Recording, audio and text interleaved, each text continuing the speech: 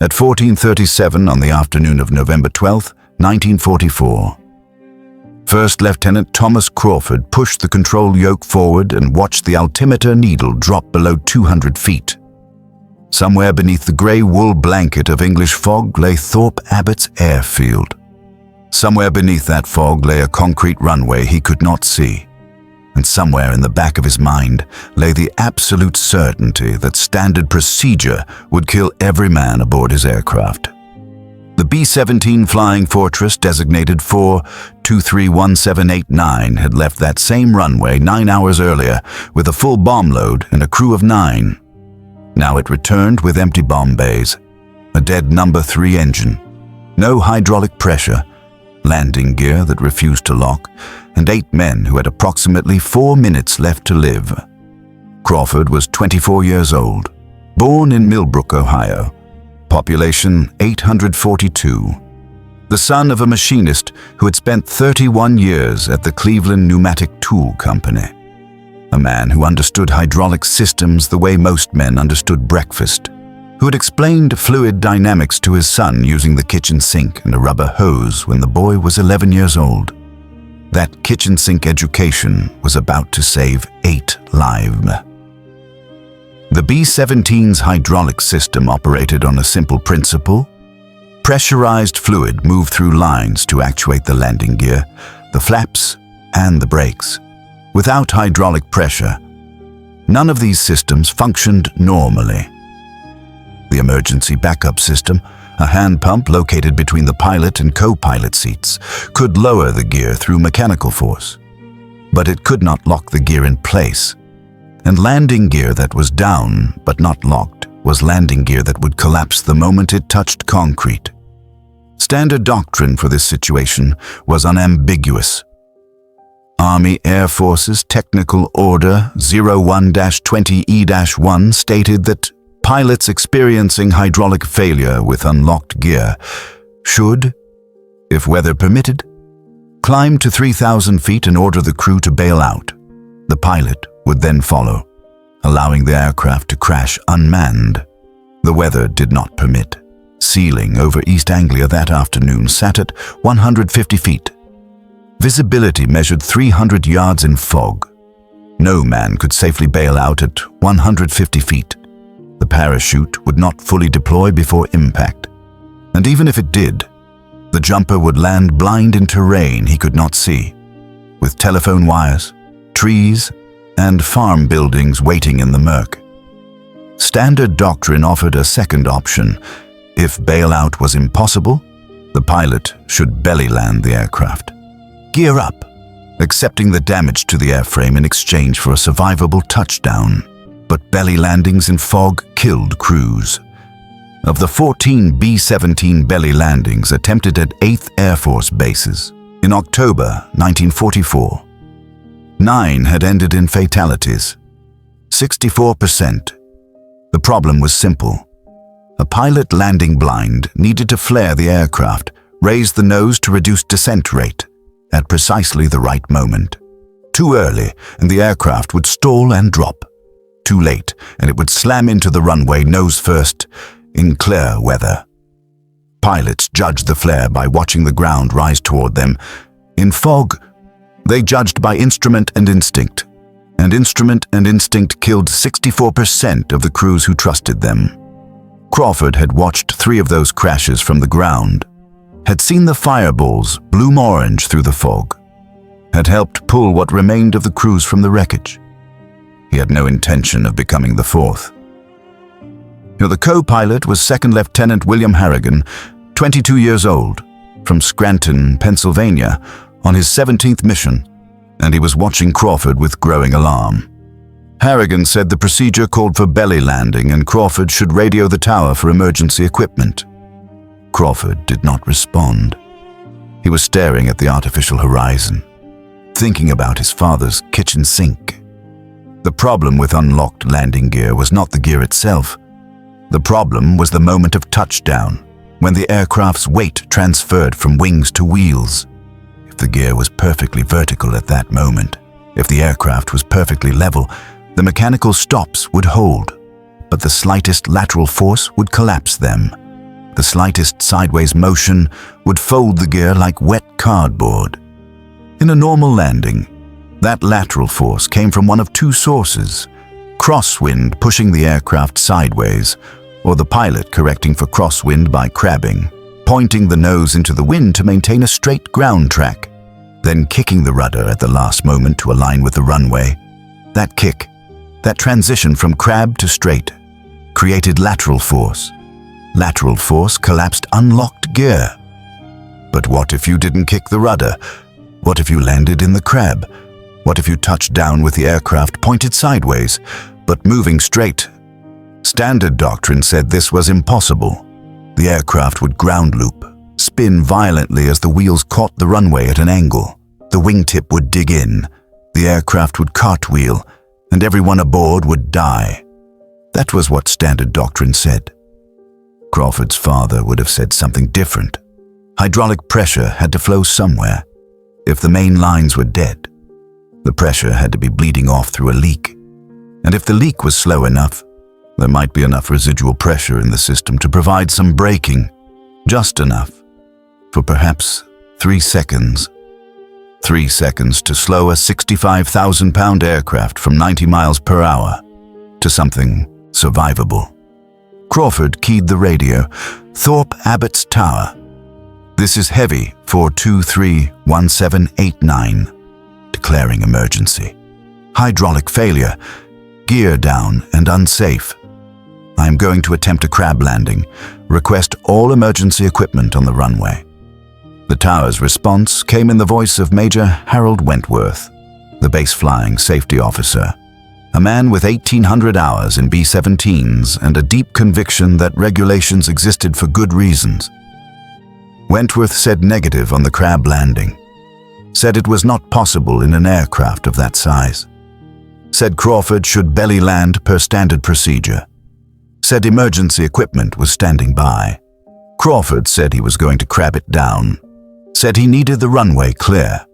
Wentworth said Crawford was ordered to belly land, said a crab landing was unauthorized, said if Crawford attempted it, he would face court-martial. Crawford said he would accept the court-martial after he landed his crew safely. Harrigan was staring at him. The flight engineer, Technical Sergeant Michael Kowalski, had moved forward from his position behind the pilots. Both men knew what a crab landing meant. Both men knew what doctrine said about crab landings. Neither man said a word. Crawford turned to Kowalski. Mike, get everyone in crash position. Tell them we're going to touch down hard and probably spin. Tell them to brace and stay braced until we stop moving. Kowalski said yes, sir, and disappeared into the fuselage. The approach began at 1441. Crawford descended through the fog at 300 feet per minute, airspeed 135 miles per hour, heading 270 degrees. Runway 24 at Thorpe Abbott's ran on a heading of 240 degrees, but the wind was blowing from 190 degrees at 18 knots. A quartering crosswind from the left. Crawford crabbed 15 degrees into the wind, pointing the nose at 225 degrees while the aircraft tracked toward 240. The altimeter read 120 feet, 100 feet, 80 feet. The fog began to thin. Not clearing, just thinning. Gray brightening to pale gray. Shapes emerging, vague and ghostly. The darker gray of trees, the lighter gray of open field. 70 feet, 60 feet. The runway materialized below. Not ahead, but below and to the right. Crawford was offset by perhaps 50 yards, and he had seconds to correct. He banked right, added power to the 3 functioning engines, felt the aircraft slide sideways through the air, the crab angle increasing to 20 degrees, the nose now pointing almost 45 degrees away from the runway heading. 40 feet, 30 feet. The concrete rushed up, gray and rain-slicked, the white center line stripe vanishing beneath the nose, emerging. Beneath the tail, Crawford held the crab, held the power, held his breath. 20 feet, 10 feet. At 14:44 and 23 seconds, The main gear touched the runway. The physics of what happened next violated everything the Army Air Forces taught about aircraft handling. A B-17 Flying Fortress weighs approximately 65,000 pounds fully loaded. At touchdown, it was carrying perhaps 42,000 pounds, fuel depleted by 9 hours of flight. Bombs long since dropped on the marshalling yards at Frankfurt. But 42,000 pounds was still 42,000 pounds. And 42,000 pounds touching concrete at 90 miles per hour generates forces that do not forgive error. The right main gear touched first. Crawford was crabbed right, nose pointing right of the runway heading. The wheel met the concrete at an angle, and for 1/2 second, the wheel did exactly what doctrine said it would do. It tried to follow the direction it was pointing. It tried to pull the aircraft off the runway to the right, but Crawford had anticipated this. The moment the wheel touched, he fed in left aileron, pushing the right wing down, transferring weight from the left main to the right main, forcing the right gear to accept the full load, a load that was straight down, vertical, aligned with the mechanical stops. The gear held. The left main touched an instant later, and Crawford was already feeding in right aileron, shifting weight, keeping the load vertical. Now the tail wheel. The tail wheel that was designed to swivel freely, that would normally follow wherever the aircraft pointed. The tail wheel touched. The aircraft began to pivot, the nose swinging right, toward the runway edge, toward the grass, toward disaster. Crawford stomped the left rudder pedal. There was no hydraulic pressure. There should have been no braking effect. But he felt it, felt the faintest resistance, his father's voice in his head. The pressure has to go somewhere. The system was bleeding, but not empty, bleeding slow. He pumped the rudder. Left, right, left, working whatever residual pressure remained in the lines. And the aircraft, impossibly, began to straighten. The crew in the back felt none of Crawford's precise inputs. They felt only chaos. Staff Sergeant Raymond Delacroix, ball turret gunner, from Thibodaux, Louisiana, was braced in the radio compartment with his head between his knees and his hands laced behind his neck. He felt the aircraft slam into the runway, felt it skid sideways, felt it start to spin, and then, somehow, felt it straighten.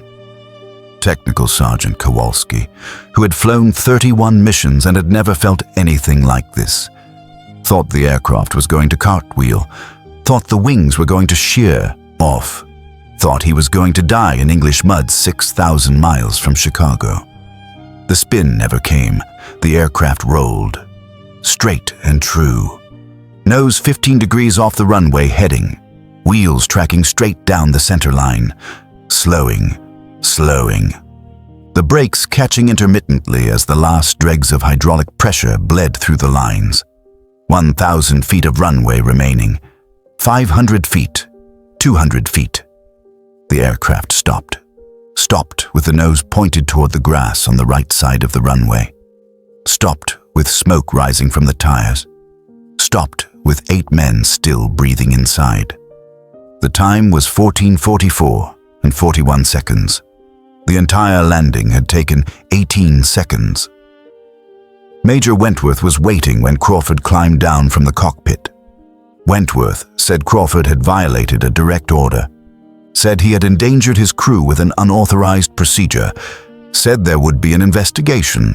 Crawford said the crew was alive, said that was the only investigation that mattered. Wentworth said being alive did not excuse disobedience.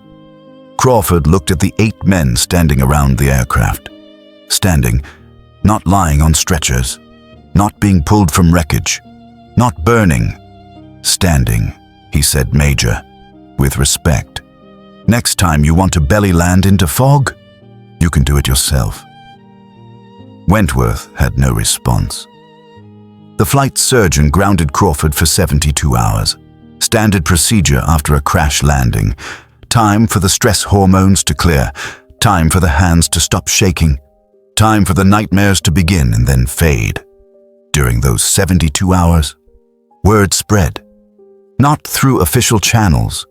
Official channels were still preparing the investigation that would determine whether Crawford should be court-martialed. Word spread the way it always spread in military units. Through the enlisted men, through the ground crews, through the mess hall and the officers' club and the Nissen huts, where young men who might die tomorrow talked about how to survive today. Crawford landed in a crab. Crawford landed with dead hydraulics and unlocked gear. Crawford landed in fog when everyone said it was impossible. Crawford's crew walked away. Technical Sergeant William Pemberton, crew chief for aircraft 423962, heard the story from Kowalski and asked how.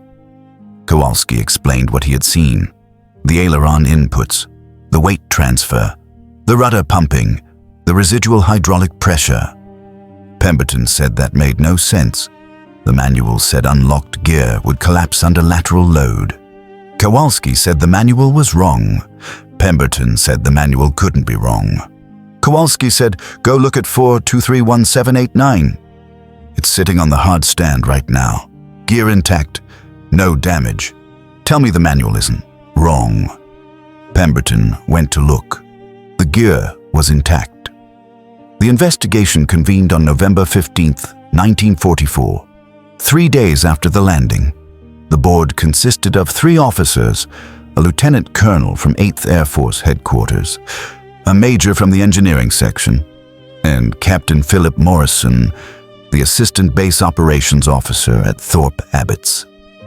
Morrison had called Crawford's technique crazy cowboy flying 2 days earlier, had said he was lucky to be alive, had said the Army did not need pilots who thought they knew better than the men who wrote the manuals. Now Morrison sat at a table and listened to Crawford explain exactly what he had done and why. Crawford said the problem with unlocked gear was lateral force. Said a belly landing in fog created worse lateral forces through improper flare timing than a crab landing with proper technique. Said the statistics supported him. 64% fatality rate for fog belly landings versus 0% for his crab landing. Morrison said one landing was not statistics. Crawford said one landing was a data point. Said he would be happy to provide more data points if the situation arose again. The lieutenant colonel from headquarters, whose name Crawford never learned, said the technique was unorthodox. Crawford said unorthodox was not the same as wrong. The major from engineering asked about the aileron inputs, the weight transfer. Crawford explained his father's hydraulic lessons, explained the kitchen sink and the rubber hose, explained that keeping the load vertical meant keeping the gear aligned with the mechanical stops. The major made notes. The lieutenant colonel asked if Crawford understood he had disobeyed a direct order. Crawford said he understood, said he would do it again. The board deliberated for 4 hours. The findings, released on November 18th, concluded that First Lieutenant Thomas Crawford had violated standard procedure but had done so with sound reasoning and positive results. Recommended no disciplinary action. Recommended that the technique be evaluated for possible inclusion in emergency procedures. Major Wentworth voted against the recommendation. He was overruled. The evaluation began in December 1944. 3 B-17s were selected for testing, their hydraulic systems deliberately disabled, their landing gear locked in the down but unsafe position. Pilots briefed on Crawford's technique were ordered to attempt crab landings on the auxiliary runway at RAF D'Offham Green. The first test took place on December 7th. Clear weather, light wind. First Lieutenant Robert Caswell at the controls. Caswell crabbed 5 degrees and touched down. The gear held. The aircraft rolled straight. Caswell reported the landing as uneventful. The second test came on December 9th. Overcast, but no fog. Moderate crosswind. Second Lieutenant James Harkness crabbed 12 degrees. The gear held. Harkness reported difficulty maintaining directional control, but landed safely. The third test was the one that mattered. December 14th. Fog. Ceiling 180 feet. Visibility 400 yards. Conditions nearly identical to Crawford's November landing. Captain Nathan Polk at the controls. Polk crabbed 18 degrees into a quartering wind from the southwest, touched down at 91 miles per hour, felt the aircraft start to pivot, worked the ailerons exactly as Crawford had described, pumped the rudder to use residual hydraulic pressure. The aircraft stopped 200 yards from the end of the runway. All test crew members walked away. The technique worked. The official report landed on desks at 8th Air Force Headquarters on December 22, 1944. Emergency landing procedure for hydraulic failure with gear down unsafe condition in reduced visibility. Technical Memorandum 44-279. 12 pages of technical analysis. Diagrams showing proper aileron input angles. Graphs correlating crab angle to crosswind velocity. A step-by-step procedure that any pilot could follow. The memorandum did not mention Crawford by name. The opening paragraph attributed the technique to a recent engineering analysis of weight transfer dynamics during crab configuration touchdowns. Attributed it to wind tunnel testing at the Air Technical Service Command. Attributed it to theoretical models developed by aeronautical engineers at Wright Field. Crawford had never been to Wright Field, had never seen a wind tunnel, had learned everything he knew about weight transfer from his father's kitchen sink. But his name appeared nowhere in the document. Captain Morrison, who had called Crawford a crazy cowboy, signed the memorandum as reviewing officer. Morrison's signature appeared on page 12, just above the distribution list. The technique saved its first life on January 3, 1945. Staff Sergeant Leonard Crowell was flying as flight engineer aboard B-17-448329 when the aircraft lost hydraulic pressure over the North Sea during return from a mission to Hamburg. The pilot, First Lieutenant Donald Waverly, remembered the technical memorandum, remembered the crab landing procedure, put the aircraft down at RAF Bassingbourn in light fog with all crew members surviving. Waverly credited the engineering analysis in his after-action report. He did not know there had been no engineering analysis. The technique saved more lives on January 19th, February 6th, February 23rd, March 4th. Each time the pilots credited the technical memorandum. Each time the crews walked away. Each time Crawford's name went unmentioned. By April 1st, 1945, 23 crab landings had been attempted using the procedure outlined in Technical Memorandum 44-279. 21 were successful, 91%. The two failures resulted in aircraft damage but no fatalities. For comparison, fog belly landings during the same period showed a 42% fatality rate. The numbers were undeniable. The German perspective on the crab landing technique does not exist in any recovered document. The Luftwaffe had no reason to care how American bombers landed. Their concern was preventing American bombers from reaching their targets in the first place. But the German perspective on B-17 attrition rates does exist, and those rates tell a story. In October 1944, Luftwaffe intelligence estimated that 17% of American bomber losses resulted from landing accidents rather than combat damage, a figure they considered advantageous. Every bomber that crashed on landing was a bomber that did not require flak or fighters to destroy. By March 1945, that figure had dropped to 11%. Luftwaffe analysts noted the change but could not explain it. Their reports from this period reference improved American ground procedures, better runway maintenance, more effective emergency equipment. They do not reference a single pilot from Millbrook, Ohio, who had learned hydraulics from his father's kitchen sink. The improvement represented approximately 40 aircraft that should have crashed but didn't, approximately 360 crew members who should have died but lived. The Germans would never know why. Crawford flew his 35th and final mission on March 22, 1945. A milk run to a marshalling yard near Münster. No fighters. Light flak. Uneventful. He was rotated home on April 15th, shipped back to the United States aboard the troop ship USS Wakefield.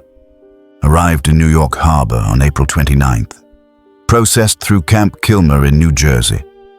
Discharged from the Army Air Forces on May 12, 1945, 5 days after Germany surrendered. His discharge papers listed his awards: Air Medal with 3 oak leaf clusters, European Theatre Ribbon, Good Conduct Medal, American Theatre Ribbon. His discharge papers listed his rank: First Lieutenant. His discharge papers listed his specialty: 4-engine bomber pilot. His discharge papers did not list the 93 lives saved by his technique. His discharge papers did not mention Technical Memorandum 44-279. His discharge papers did not mention the court-martial that never happened, the investigation that cleared him, the engineers who took credit for his innovation. He was 25 years old. He had a bus ticket to Millbrook. He had a war behind him. The Millbrook, Ohio, in the spring of 1945, looked exactly as Crawford had left it 3 years earlier. 842 people spread across 12 square miles of Ashtabula County farmland. 1 hardware store, 1 feed store, 1 diner, 1 gas station, 1 church. His father was waiting at the bus station, older than Crawford remembered, grayer, slower, but still the same man who had explained hydraulics with a kitchen sink and a rubber hose when his son was 11. Thomas Sr. asked how the war was. Thomas Jr. said it was fine. Thomas Sr. asked if he wanted to talk about it. Thomas Jr. said maybe later. They drove home in the 1938 Ford pickup that had been old when Crawford left for basic training. The same truck that had taken him to the bus station in 1942. The same truck that would take him to his first job interview 3 weeks later. Later never came. Crawford never talked about the war. Never told his father about the landing in the fog. Never told his father that the kitchen sink hydraulics lesson had saved 8 lives. Never told anyone. The story lived only in the memories of the men who had been there, and those men scattered across America as the war ended, returning to their own hometowns, their own families, their own silences. Crawford went to work for the Cleveland Pneumatic Tool Company in June 1945, the same company where his father had worked for 31 years, the same company that manufactured hydraulic systems for aircraft. The irony was not lost on him. He started as a machinist's apprentice, the same position his father had started in 1914, learned to operate lathes and mills and grinders, learned to read blueprints and tolerances, learned the precision that separated functional hydraulic components from scrap metal. By 1950, he was a foreman. By 1955, he was a shift supervisor. By 1960, he was plant manager of the commercial aircraft division, overseeing the production of hydraulic actuators for Boeing 707s and Douglas DC-8s, the civilian descendants of the bombers he had once flown. He worked at Cleveland Pneumatic for 38 years, retired in 1983 at age 63, received a gold watch and a plaque thanking him for his service to the company. The plaque did not mention his service to his country. The plaque did not mention 8 lives saved in English fog. The plaque mentioned nothing but years of employment and faithful service to the hydraulic systems industry.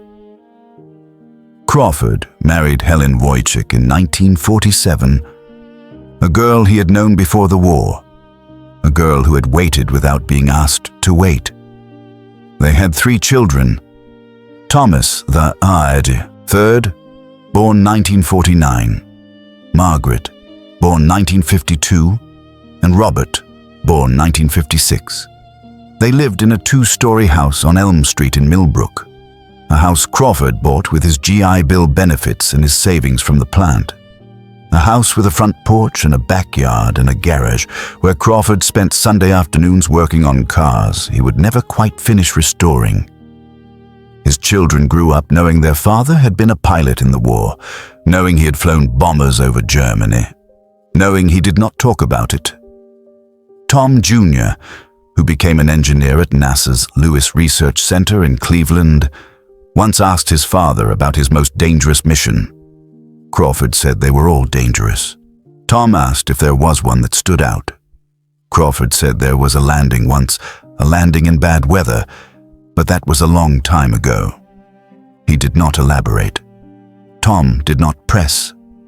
The silence of that generation was deep and wide. A silence that swallowed stories that should have been told, that buried heroes who should have been remembered, that let techniques spread across air forces, while the men who invented them faded into anonymity. Crawford's story faded with the rest. Helen Crawford died in 2001. Cancer, age 77. She was buried in Millbrook Cemetery, next to the plot where Thomas would eventually join her. Crawford lived alone for the last 3 years of his life. The house on Elm Street too big for one man. The silences too loud, the memories too close. His children visited when they could. Grandchildren appeared on holidays. The two-story house filled with noise and then emptied again. In the spring of 2004, Crawford's health began to decline. Heart trouble. The same heart that had stayed steady through 18 seconds of impossible landing. The same heart that had pumped blood through hands that never shook while working ailerons and rudder in the fog. That heart was failing. He moved to assisted living in Ashtabula, a small facility with 23 residents and a view of Lake Erie. Spent his last months watching the water and remembering, though what he remembered he never said. On October 7th, 2004, Thomas Crawford Jr. died in his sleep, age 84. Cause of death listed as congestive heart failure. His obituary appeared in the Ashtabula Star-Beacon 3 days later. Thomas Crawford Jr. The obituary read, 84, of Millbrook, died Thursday at Ashtabula Care Center. He was a World War II veteran who served as a pilot in the United States Army Air Forces. He worked for 38 years at Cleveland Pneumatic Tool Company. He was a member of Millbrook First Presbyterian Church and the American Legion Post 47. He is survived by sons Thomas III and Robert, daughter Margaret, Kowalczyk, 8 grandchildren, 3 great-grandchildren. He was preceded in death by his wife Helen. Burial will be in Millbrook Cemetery with military honors. That was all. 47 words for 84 years. 47 words for a man who had saved 93 lives. 47 words for a technique that changed how Allied pilots handled emergencies in the final months of the war. The obituary did not mention fog, did not mention hydraulics, did not mention the landing that defied physics and doctrine and direct orders from a major who thought regulations mattered more than lives. The obituary mentioned none of it. Crawford would not have wanted it mentioned. He never had. The crab landing technique survived Crawford by decades. Post-war aviation incorporated the principles he had demonstrated, though never formally credited to him, into emergency procedures for heavy aircraft. The understanding that lateral loads could be managed through aileron input, that residual hydraulic pressure could provide limited braking, that a skilled pilot could land an aircraft in configurations doctrine said were impossible. Modern airline pilots learn variations of these principles in simulator training, learn to manage asymmetric thrust, hydraulic failures, gear malfunctions. Learn that sometimes the book is wrong and survival requires innovation. They do not learn Crawford's name. The Boeing 757 flight manual contains a section on landing with hydraulic system failures. The section references aerodynamic principles and weight transfer dynamics. The section does not reference a 24-year-old pilot from Millbrook, Ohio. who figured out those principles 40,000 feet over England with 8 men's lives, depending on his being right. The Air Force Museum at Wright-Patterson Air Force Base in Dayton, Ohio, 40 miles south of where Crawford learned to fly, has no exhibit about him, no plaque, no mention in the B-17 display that tells the story of the aircraft he flew for 35 missions. There is no memorial.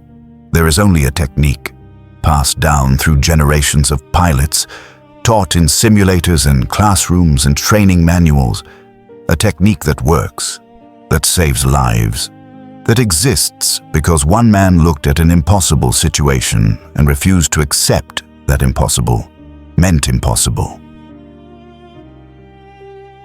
At 14:37 on the afternoon of November 12, 1944, First Lieutenant Thomas Crawford pushed the control yoke forward and decided to land backwards.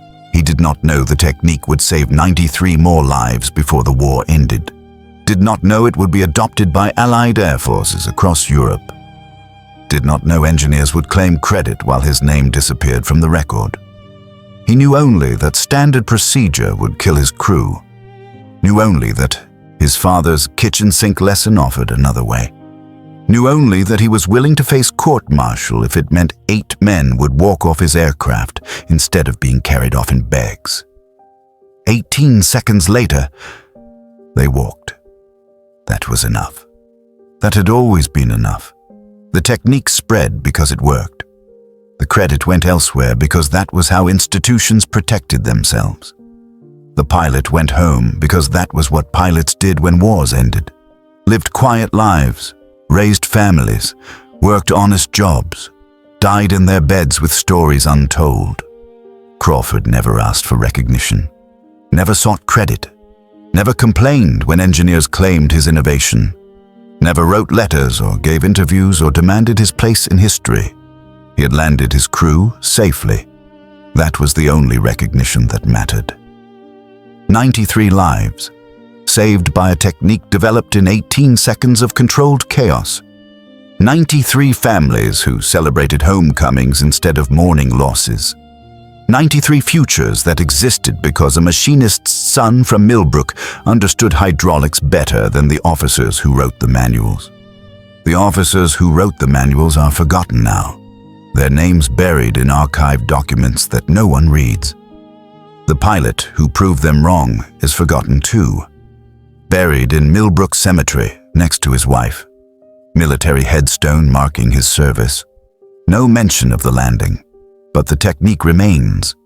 Every pilot who trains for hydraulic emergencies carries a piece of Crawford's innovation. Every manual that describes weight transfer during crab landings contains his insight.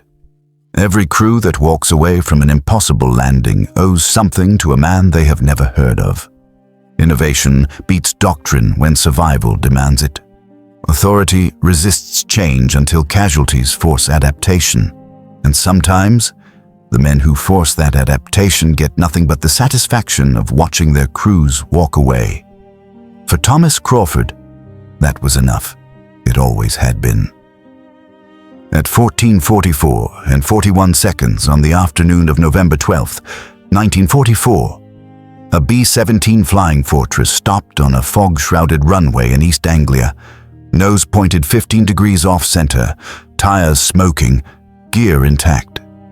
8 men climbed out, 8 men walked away.